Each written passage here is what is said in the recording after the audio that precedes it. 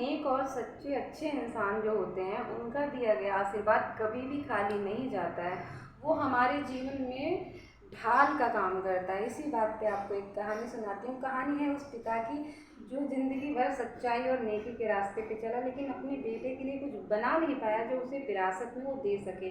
मरते टाइम उसने अपने बच्चे को बुलाया और बोलता है कि बेटा, मेरे पास ऐसा कुछ भी नहीं है जो मैं तुम्हें विरासत में दे सकूं, लेकिन मेरा आशीर्वाद है। उसके सर पे हाथ रख के बोलता है कि तुम जीवन में अगर मिट्टी को भी बेचोगे बाजार में तो वो भी सोने के भाव बिक जाएगी। ये कह के उसका दम निकल जाता है।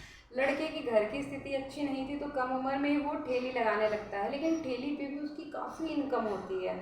और ऐसी इनकम होती है कि एक टाइम वो दुकान मतलब ख़रीद लेता है, दुकान में अपना काम करने लगता है। दुकान भी बहुत चलती है, फिर धीरे धीरे बहुत बड़ा व्यापारी बन जाता है, लेकिन सारा क्रेडिट हमेशा अपने बाप को ही देता था, अपने पिता को ही देता था कि उनका जो आशीर्वाद है वही सब कुछ है मेरे लिए। इससे लोग मजाक भी बनाते थे। कुछ लोग बोलते अगर तुम्हारे पिता में इतनी ताकत थी तो वो खुद कुछ क्यों नहीं कर पाए। तो वो लड़का बोला कि मैं उनकी ताकत की बात नहीं कर रहा हूँ, मैं उनके आशीर्वाद की बात कर रहा हूँ।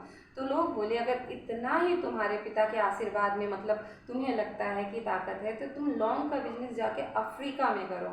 अफ्रीका में क्योंकि लौंग की पैदाइश काफ़ी ज़्यादा होती है, तो लोग बोले कि वहाँ जाके तुम मुनाफा कमा के दिखाओ तो हम जाने।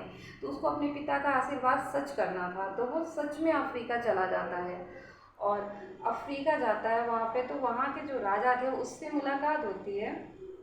तो राजा बोलते हैं तुम यहाँ लौंग का बिजनेस कर रहे हो, तुम्हें कोई दुश्मन ही होगा जिसने ये सजेस्ट किया कि तुम यहाँ पे लौंग बेचो, क्योंकि यहाँ तो लौंग कोई मुट्ठी भर भी तुमसे फ्री में भी नहीं लेगा, यहाँ तो लौंग की पैदाइश ही होती है। तो वो बोले कोई बात नहीं है, मैं कोशिश करके देखूंगा राजा जी, लेकिन आप यहाँ रेत में क्या कर रहे हैं। तो राजा बोलते हैं एक फ़कीर ने मुझे एक अंगूठी दी थी जो कि गुम हो गई है, और मुझे लगता है उन्होंने आशीर्वाद दिया था कि जब तक ये अंगूठी रहेगी राज्य में कोई भी परेशानी नहीं आएगी।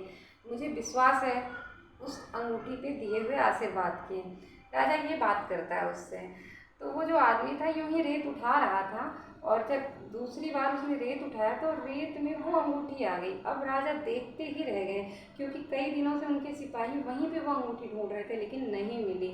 अब राजा को खुशी का ठिकाना नहीं रहा, क्योंकि उनकी बेशकीमती अंगूठी, आशीर्वाद वाली अंगूठी उनको मिल जाती है।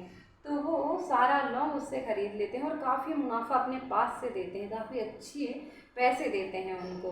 फिर उनकी विदाई कर देते हैं। फिर वो अपने अफ्रीका से लौट के अपने यहाँ आ जाता है वो आदमी, फिर सारी बात लोगों को बताता है। तो लोग मानते हैं कि हाँ सच में आशीर्वाद जो है वो लगता है, होती है आशीर्वाद जैसी चीज़ें।